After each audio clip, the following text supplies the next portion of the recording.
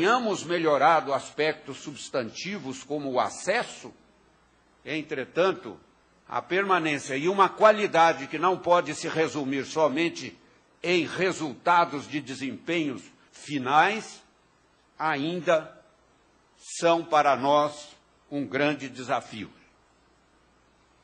Agora, isto pode ser, em boa parte, aplainado, caso nós nos atentemos para o significado do regime de colaboração. A educação, ela é nacional. É óbvio que ela também quer ser estadual e municipal.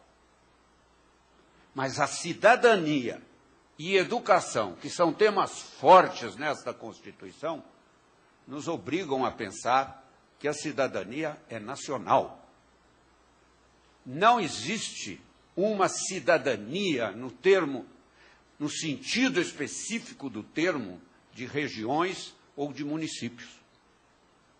Nós somos brasileiros, como cidadãos brasileiros.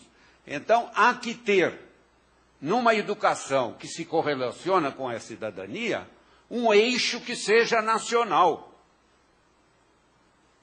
Nacional. Portanto, acima das particularidades locais e das particularidades regionais. Que significa, então, na LDB, que cabe à União a coordenação da política nacional. Qual é o significado desta expressão? Coordenação. Creio que, do ponto de vista conceitual, o CO já nos dá muita coisa. Há que ter uma ordenação. Educação não pode ser uma bagunça, uma dispersão, por isso há que ter um plano. O plano é o oposto da bagunça, do caos e, sobretudo, da dispersão. Mas é preciso que ele seja ordenado. Só que ele é co-ordenado. Que é isto? Que significa isto? Será que para a coordenação da política nacional, tal como está na LDB, vale o princípio da competência privativa de que cabe à União o estabelecimento das diretrizes e bases da educação nacional, ou vale outros artigos que dizem que à União cabe a função supletiva? Onde cabe um, onde cabe outro? O estabelecimento, por exemplo, de um currículo de caráter nacional é invasão da autonomia dos estados? É invasão na autonomia dos municípios? Ou o estabelecimento de um currículo pela União, de caráter nacional, sem descaracterizar ou desclassificar aquela composição plena que cabe aos estados e aos municípios, as suas especificidades. Mas eu pergunto, essa coordenação da política nacional é função supletiva ou é uma competência do estabelecimento de diretrizes e bases? Eu só entendo que a gente deva perguntar-se o que é imperativo nisso? E o que é autorizativo simplesmente? Se nós não respondermos a isto, nós vamos continuar agora com a dádiva do pré-sal a avançarmos na questão do financiamento. Mas talvez não avancemos num regime de colaboração efetivo que vá para o núcleo da educação, que é exatamente o sentido da educação escolar desde a Revolução Francesa, que é a educação dos nossos filhos e das nossas filhas. É para a constituição de uma cidadania é que a escola pública nasceu. De modo que responder a estas perguntas agora, que nós estamos com 3 planos fracassados e estamos brigando por um plano que seja diferente, que seja novo na sua concepção, nas suas estratégias, é preciso se colocar algumas questões que sempre nos perturbaram. E esta é uma delas. Se é um plano nacional, qual deve ser, então, a resposta específica ao artigo 7º do projeto e o artigo 8º? A consecução das metas do PNE e a implementação das estratégias deverão ser realizadas em regime de colaboração entre a União, os Estados, o DF e os municípios.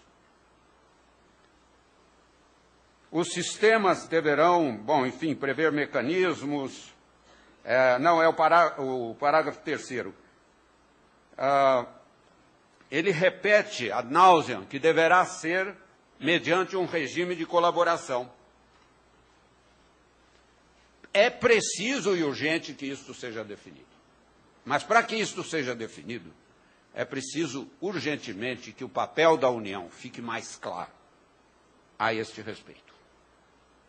Porque é aquela quem está atribuída à coordenação. Então, não vejo como sair disso sem uma mesa interfederativa, com poderes capazes de, consensualmente, estabelecer elementos imperativos para toda a comunidade nacional. Resguardados os espaços, os tempos, os horários específicos para as peculiaridades regionais e as peculiaridades locais. Não pode ser a moda 1936, em que a União, ainda antes do golpe de 37, estabelecia, manu militare, aquilo que deveria ser assumido por todas as escolas, desde o chamado primário, então, até o ensino superior. Também não pode ser algo como nós estamos vivendo hoje, uma grande dispersão, que também atenta contra não só o regime de colaboração, mas a essência do regime federativo. Por isso, há necessidade de que as clarezas sejam definidas por meio de um consenso, que não pode ser estabelecido de uma maneira, digamos, atabalhoada, mas ela é urgente. O artigo 23 tem necessidade de ser regulamentado, como o professor Gadotti falou. Não dá para esperar mais desde 1988 até agora, e isto não sai. Não é só a gestão democrática, mas também o estabelecimento do regime de colaboração. Se nós quisermos, então, que haja um regime de colaboração, não só entre os entes federativos, mas também uma colaboração entre Plano Nacional e LDB, é preciso o estabelecimento de uma mesa interfederativa capaz de, discutindo e consensualmente, estabelecer elementos que sejam válidos para toda a nação. Dou um exemplo. Um princípio de avaliação só é válido quando aquilo que é cobrado na ponta tem sustentação na base. Será que esta dispersão curricular que nós vivemos hoje dá fidedignidade para os resultados que são estabelecidos? É preciso, pois, que a criatividade nos estados e nos municípios, por outro lado, tenha uma matriz que seja comum e que seja nacional. Sem isso, dificilmente nós estabeleceremos, seja uma dimensão radial interfederativa, seja uma dimensão colegiada entre a LDB e o Plano Nacional de Educação. Entretanto, e como consequência a isso, aí sim, o artigo 8º do projeto ganha consistência. Os estados, o DF e os municípios deverão elaborar seus correspondentes planos de educação. Deverão, no prazo de 1 ano, contado da publicação desta lei. Deverão. Esse verbo é preciso que ele seja refletido. O que significa deverão? Aqui está uma imperatividade, aqui está um ato autorizativo, ou é um ato imperativo? Isto, então, é um elemento importante. Por outro lado, o plano atual, ele fala claramente de uma progressividade com relação às metas, com relação ao atingimento destas metas. Esta progressividade implica em que nós não tenhamos o afobamento de, da noite para o dia, dentro de um plano, querer todas as metas atingidas. Por isso, há 2 momentos nesse decênio de reavaliação, de reflexão, de retomada, para estabelecer novos elementos para a consecução final daquelas metas. Mas eu insisto que é preciso haver um lugar, um locus, capaz de tomar decisões. Eu estive 8 anos no CNE. Fizemos as diretrizes curriculares nacionais, com viés de imperatividade. Mas elas foram tomadas como elementos apenas autorizatórios.